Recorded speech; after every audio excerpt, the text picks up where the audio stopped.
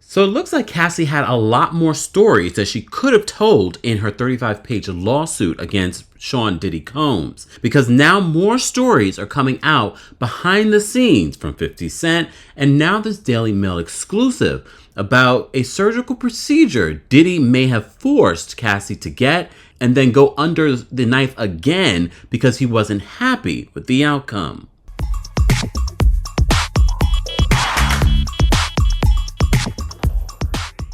Welcome back to the Kempire channel, your number one source for pop culture news and music, entertainment, reality TV, and so much more. As always, be sure to like this video, subscribe to the channel, and hit that notification bell so you never miss out on breaking news when we go live or when we upload. So it was just a few days ago that we covered that Cassie may have gotten a 9-figure settlement nearly 24 hours later after filing her damning lawsuit against music mogul Sean Diddy Combs.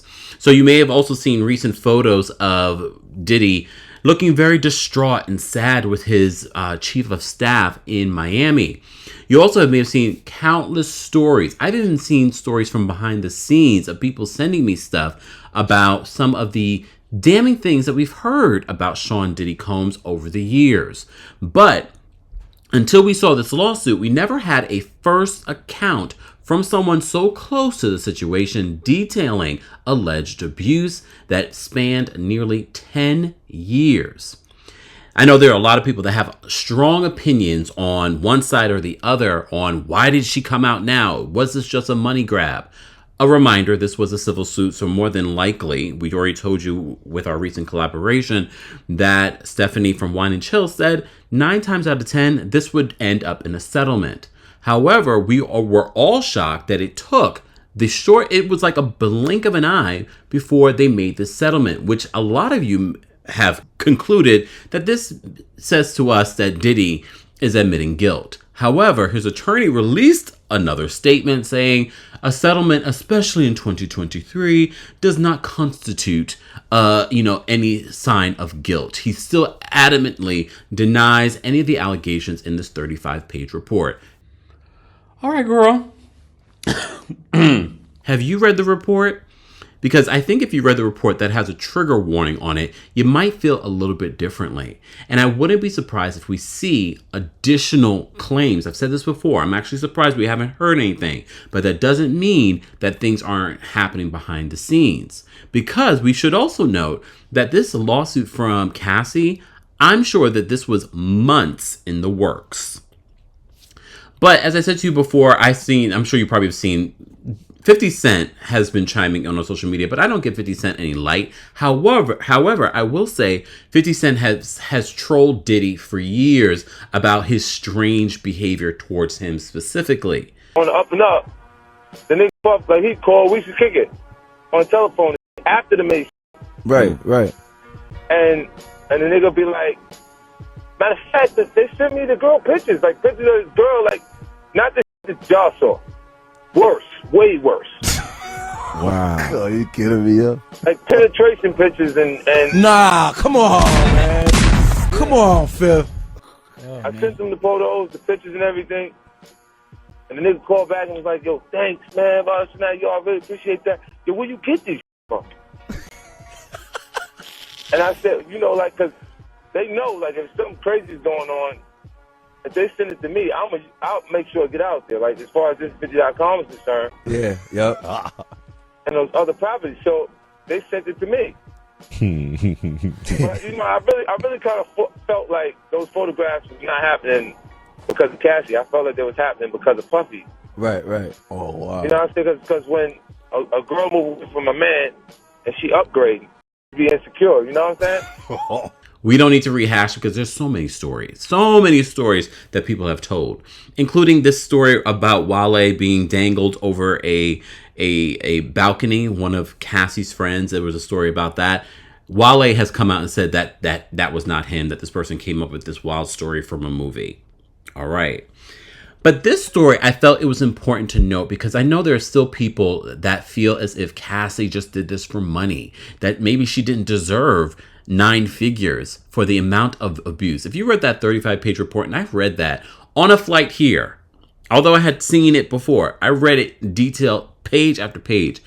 And I can't tell you, I feel my heart goes out to anyone that has gone through abuse. Her and anyone that's currently going through abuse. The holidays are probably, I don't know the statistics, but I do know that during the holidays, that's when you see more domestic abuse happen. So my prayers to anyone that has gone through it, that was triggered by this story. But this particular story is interesting in a lot of different ways. So I just want to report this to you. So the Daily Mail writes this. It says, years before being accused of R-ing his ex-girlfriend Cassie and forcing her to sleep with male prostitutes, rapper Sean Diddy Combs pressured her, allegedly, I'll say, the singer to get breast implants only to order her to have them removed the following day despite the plastic surgeon's warnings it could harm her.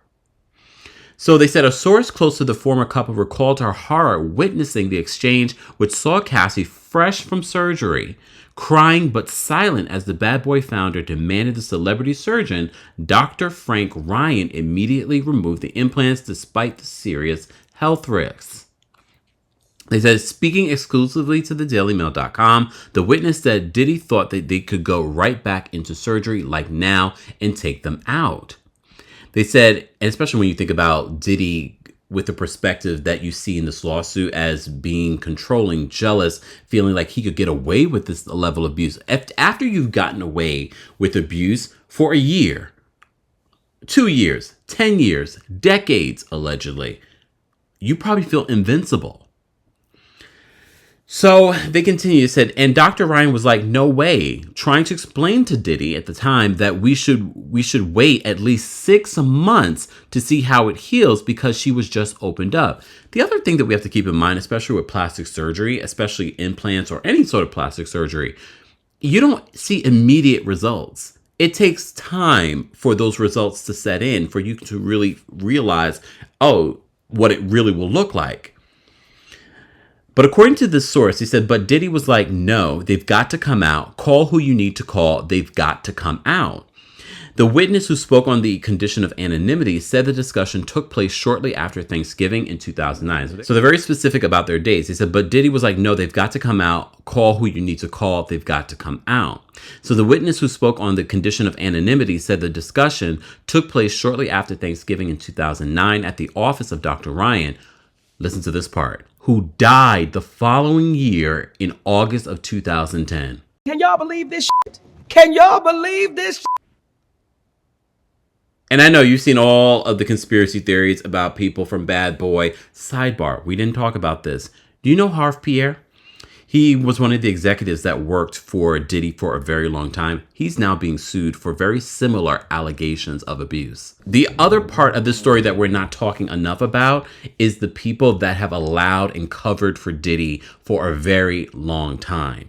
They, for me, are also accomplices in the abuse. And that's probably part of the reason why Diddy settled this so quickly, because she named people that were there and were witnesses. And I know a lot of you are thinking, well, they signed NDAs. We've said this before when covering the Bravo Reckoning, reality TV Reckoning. NDAs do not cover you when it comes to people doing anything illegal. An NDA does not cover you in regards to that. It does not mean because you signed an NDA that you can't report abuse. But there are other things that make people worried about speaking out against Diddy. Okay, so Dr. Ryan, who died the following year in August of 2010, when he reportedly accidentally drove off a cliff in Malibu while sending a text message. They continued, said the inside source said that she did not speak out at the time to avoid causing more problems for the couple.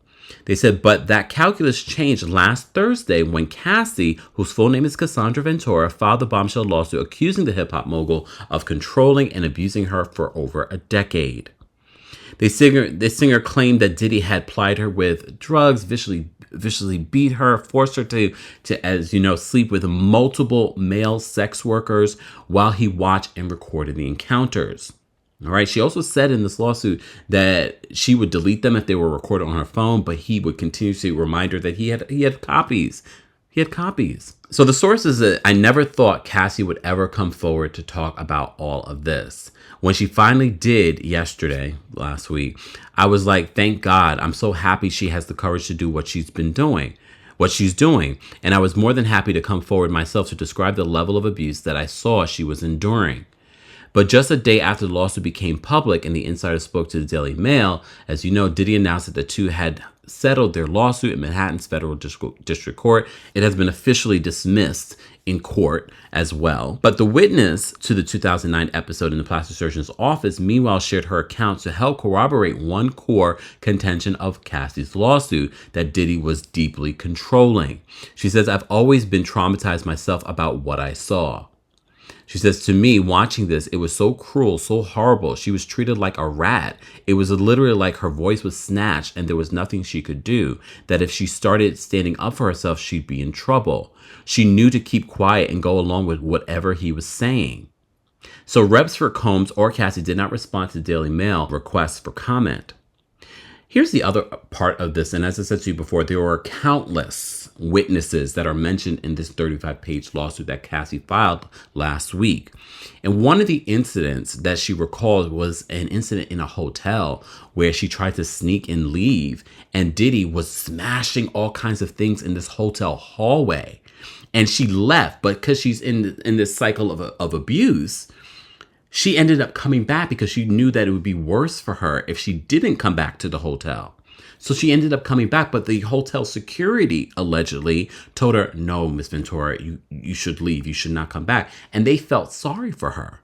So there are multiple examples of witnesses and people that she named that were witnesses of her abuse over the years. And as you've heard countless other people saying, well, I remember this. There was that picture of her in Dubai where you see she has a busted lip. She's got a little thing here. And she made it seem like it was some sort of accident that she had in Dubai. People are alleging that, no, this was just one of the many times that Diddy abused her. A lot of people are also asking for Young Miami, as you know, Carisha, to speak out during this. I don't know what you guys expect Carisha to say in this incident. I just hope that Carisha is not going through something similar and that she's able to get away and not feel as if that she has to stay in this cycle of abuse as well. As always, guys, I wanted to bring this update story, but as I said to you before, there are countless stories about Diddy. And as I said before, I don't believe that this is the end. It's the end for him and Cassie, but it's not the end of the downfall of Diddy. As always, let's continue this conversation in the comments section. Be sure to like this video, subscribe to the channel, and hit that notification bell so you never miss out on breaking news when we go live or when we upload. Thanks for watching.